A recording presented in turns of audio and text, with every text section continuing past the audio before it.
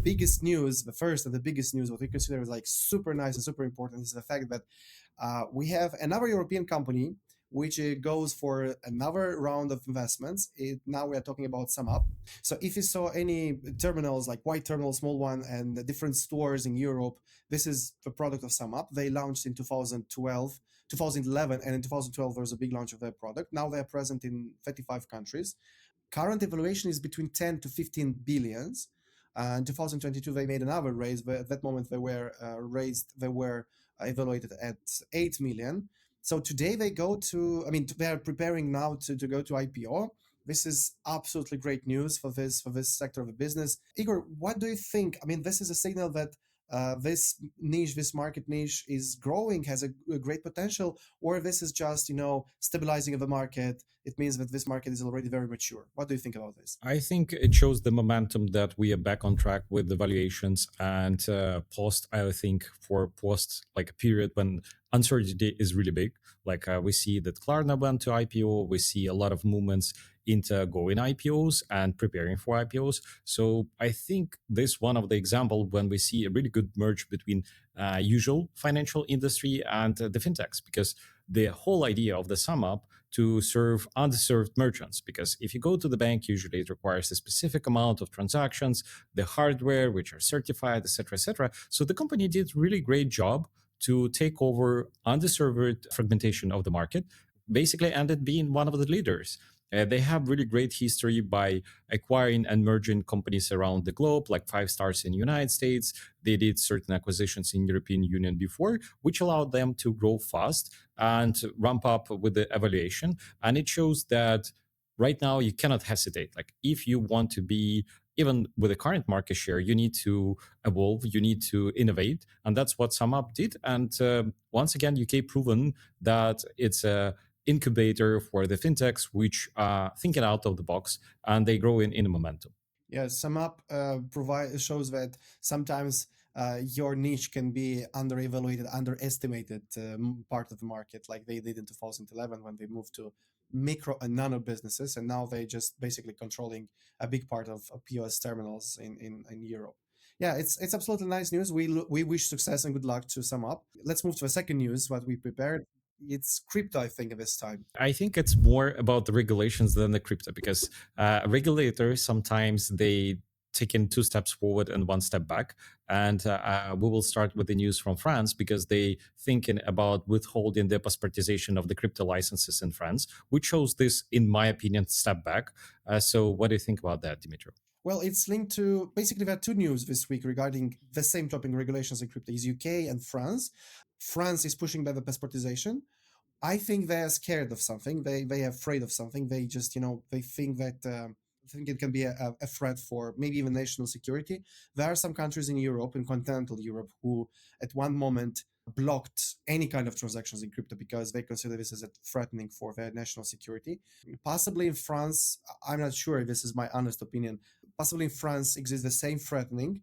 Then they understand that they are having, at the same time, they are having quite a very heavy regulations regarding crypto, not only, and passportization is a workaround for players in the market to get to access French market by taking a license in another European company. So possibly they just want to be sure that everything what's happening with crypto on territory of France is controlled by the country, by the state.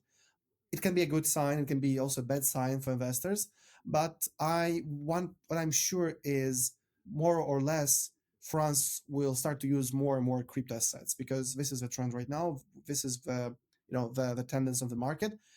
As an opposite, for example, United Kingdom, a country on the other side of La Manche from France, they accepting crypto regulations, crypto firms from some K conduct rules.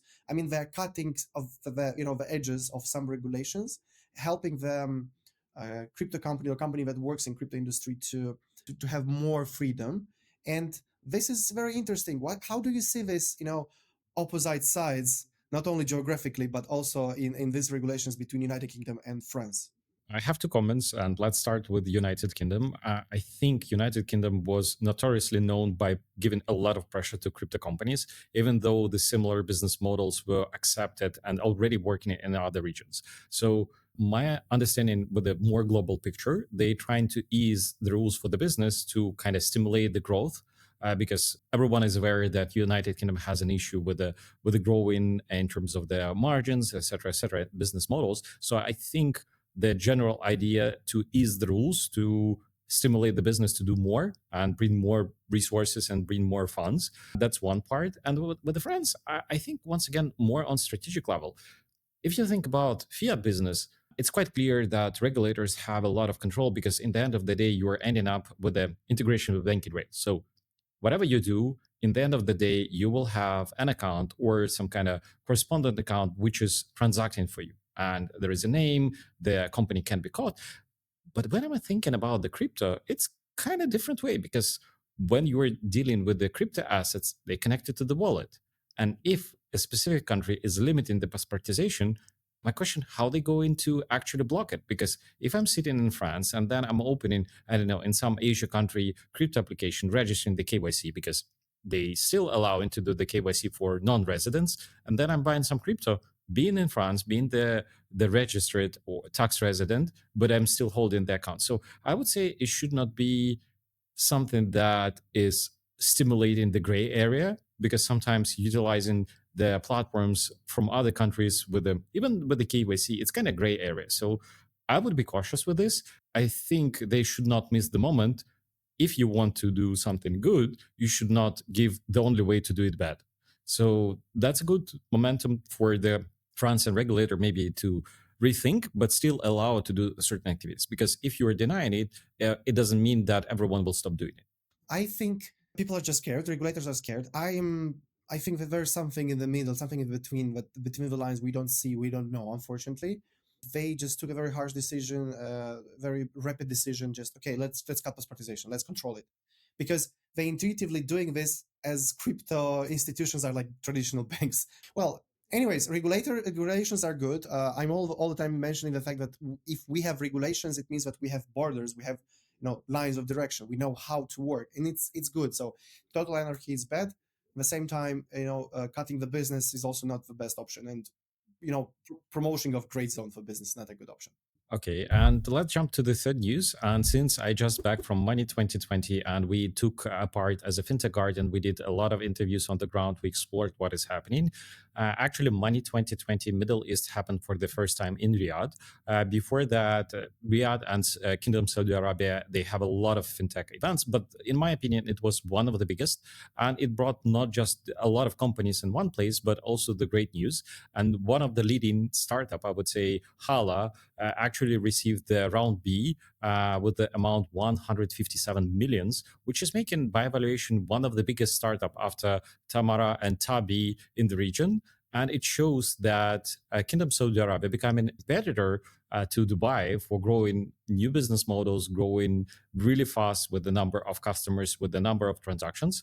And I was pleased to talk with Saad, who is the CTO of Hala. They're doing absolutely awesome job for the customer acquisition, for the infrastructure, for the platform. So I think it well deserved valuation, and they will extend to other regions. So what do you think about that, Dimitri? It's a good thing that the Kingdom of Saudi Arabia had this big event, Money 2020, in their country.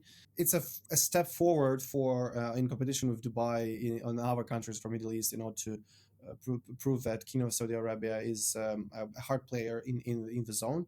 I'm sure it will provide great results. I saw that we met with different people, we interacted with them, and this is absolutely great opportunity for the fintech community from Europe, also from all around the world, to get to know each other. But MENA region, in the same time, is very a very development region, a region in a full development, a region where a lot of things are happening. Like for example, several days ago in United Arab Emirates appeared first regulation for crypto tokens and crypto wallets. It's called payment token service regulations, but it fully applies for everything onshore in United Arab Emirates. It proves that this region is developing. It's a good opportunity there right now to develop in that region, to build products. People there are ready to invest. People from around the world are ready to invest in startups and companies that are located there. So it's absolutely a great thing that such events happening. I hope that such events will continue to happen in that region, in MENA region, and we will see much more things. Absolutely. And thank you for joining and listening our news harvest. I hope you enjoyed, and we hope to see you on our podcast and see you next week with the next episode of the harvest. Thank you so much for your time. Appreciate it.